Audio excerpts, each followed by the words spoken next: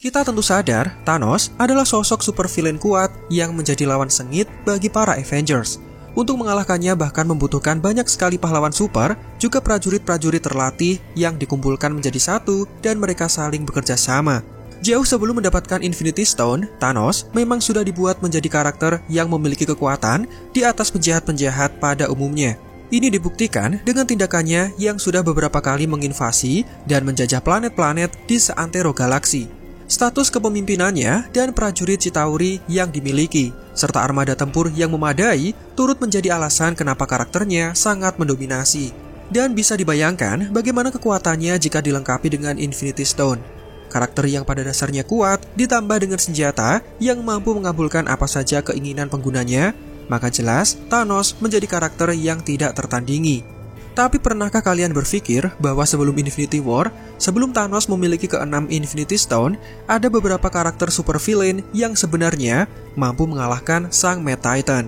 Kita semua tentu sadar, kemunculan Thanos memang sangat tepat karena dia hadir ketika penjahat-penjahat tersebut sudah dikalahkan, sehingga tidak ada batu sandungan yang mungkin turut serta mencegah rencana genosidanya. Meskipun sekarang Thanos sudah tewas, lenyap menjadi debu, namun kami rasa masih cukup menarik untuk membahas karakter yang satu ini. Selamat datang di channel Marvel Indo, dan berikut adalah beberapa supervillain yang mampu mengalahkan Thanos sebelum Infinity War.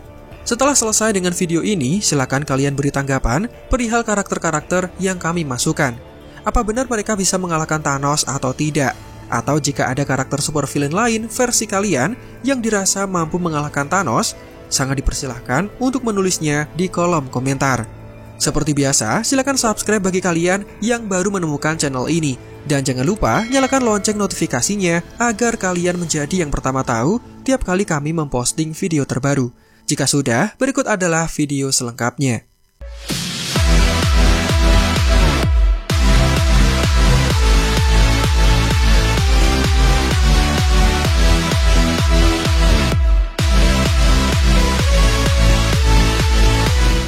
Karakter supervillain pertama yang bisa mengalahkan Thanos adalah Dormammu. Dormammu adalah entitas kuat yang menguasai dimensi gelap atau yang lebih dikenal sebagai Dark Dimension. Seperti yang sudah dijelaskan oleh Wong, entitas satu ini adalah makhluk dengan kekuatan yang tidak terbatas, dengan rasa lapar yang tidak terbendung. Dia berusaha untuk menyerap setiap alam semesta secara paksa agar masuk ke dalam Dark Dimension yang menjadi rumahnya. Dalam film dikisahkan, Dr. Strange terlihat menggunakan Time Stone untuk menjebak Dormammu. Dia mengulang-ulang kejadian itu secara terus-menerus dan hal ini terbukti efektif karena membuat makhluk itu menjadi frustasi dan akhirnya memilih untuk meninggalkan bumi. Namun kenyataan yang berbeda pasti akan terjadi jika Thanos bertemu dengan Dormammu sebelum Infinity War. Jelas karena pada saat itu dia tidak memiliki artefak tersebut. Sekuat-kuatnya Thanos, namun tanpa dilengkapi Infinity Stone, kemungkinan besar Dormammu dapat dengan mudah membinasakannya, ibarat menginjak serangga yang berjalan di tanah.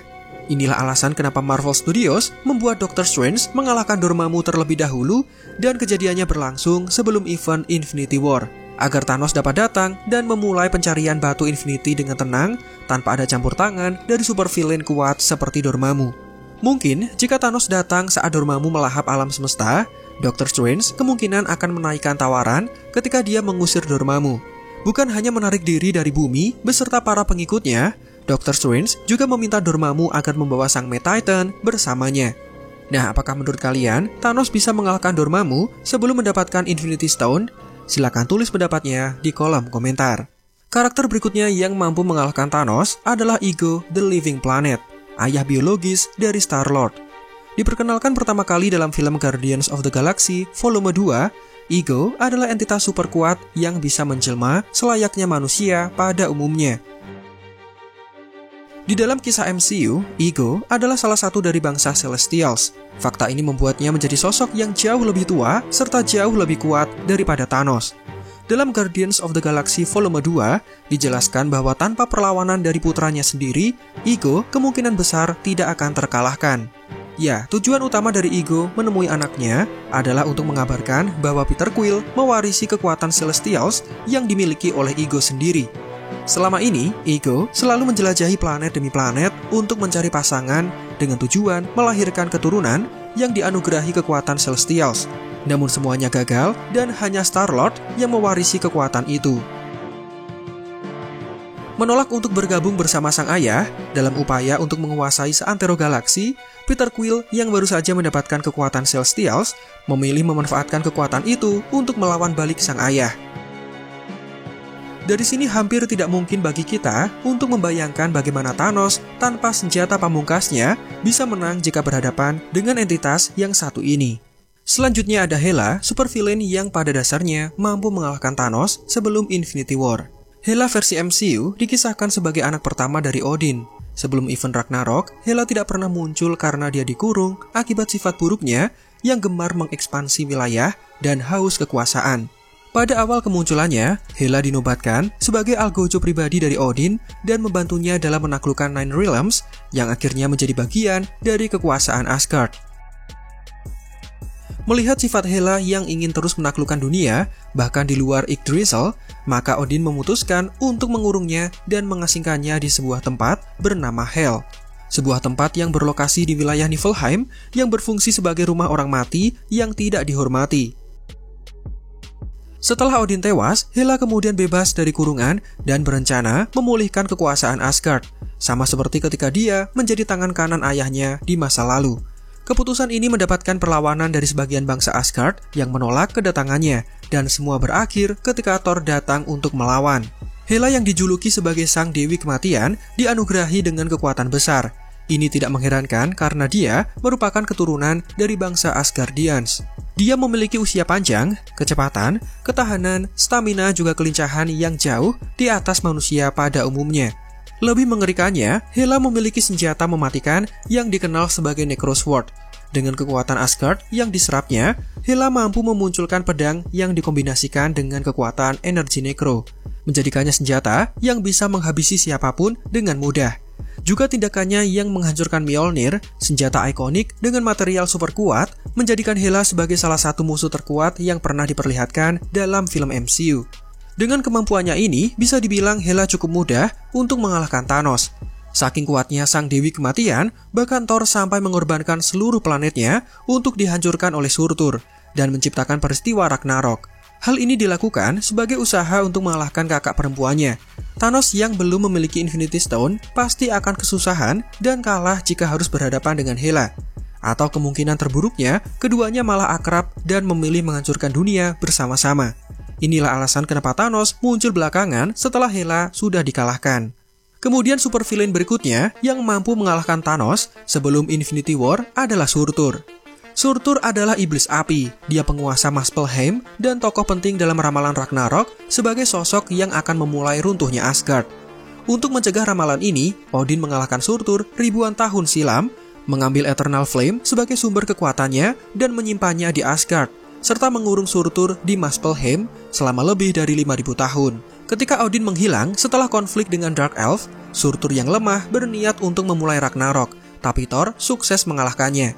Meskipun demikian, Loki kemudian membangkitkannya dengan Eternal Flame dan menggunakannya untuk mengalahkan Hela. Surtur akhirnya memenuhi ramalan Ragnarok dengan menghancurkan Asgard bersama dengan Hela dan dirinya sendiri dalam prosesnya. Di sepanjang film Ragnarok, Surtur dipermainkan dan dijadikan bahan lawakan, padahal sejatinya makhluk ini cukup kuat untuk mengalahkan Thanos. Surtur yang dikombinasikan dengan Eternal Flame akan melepaskan sosok monster mengerikan yang sangat buas, dengan kekuatan yang tidak terbendung. Bayangkan jika Loki dan Thor menggunakan cara ini untuk melawan Thanos, selayaknya cara mereka ketika mengalahkan Hela. Jika Surtur bisa menghancurkan seluruh planet dengan mudah, maka dia bisa menghancurkan Thanos dengan mudah juga. Terakhir, ada Ultron yang bisa mengalahkan Thanos sebelum dia mendapatkan Infinity Stone-nya. Ultron adalah kecerdasan buatan ciptaan Tony Stark dan Bruce Banner. Namun di luar dugaan, AI ini malah menjadi jahat dan mengancam akan menghancurkan umat manusia. Melihat sifat dan karakternya, kalian mungkin berpikir Ultron bukanlah kandidat yang paling cocok untuk mengalahkan Thanos. Namun, Marvel Cinematic Universe ternyata mendukung ide tersebut dan dituangkan ke dalam animasi Disney Plus yang berjudul What If. Pada salah satu episodenya, Thanos yang tiba di bumi terlihat sedang mencari Infinity Stone terakhir. Dalam hitungan sepersekian detik, Ultron langsung menggunakan batu pikiran sebagai senjata pamungkas dan mengiris Thanos menjadi dua bagian dengan sinar lasernya. Jika Ultron tidak memiliki Infinity Stone, Thanos kemungkinan besar akan memenangkan pertarungan melawan robot jahat tersebut dengan cukup mudah. Tetapi karena Ultron yang terlahir menggunakan Mind Stone lengkap bersama dengan tubuh sempurnanya, hal ini membuatnya sukses mengalahkan Thanos dengan mudah. Dan itulah beberapa super villain yang mampu mengalahkan Thanos sebelum Infinity War, sebelum sang Mad Titan memiliki Infinity Stone. Apakah kalian setuju dengan pilihan kami, atau kalian ada pandangan sendiri terhadap super villain yang mampu mengalahkan Thanos? Jangan ragu-ragu, silakan tulis pendapatnya di kolom komentar. Demikian video kita kali ini, silakan like jika menurut kalian videonya menghibur dan informatif. Subscribe juga bagi yang belum. Marvel Indo out, sampai jumpa di video lainnya.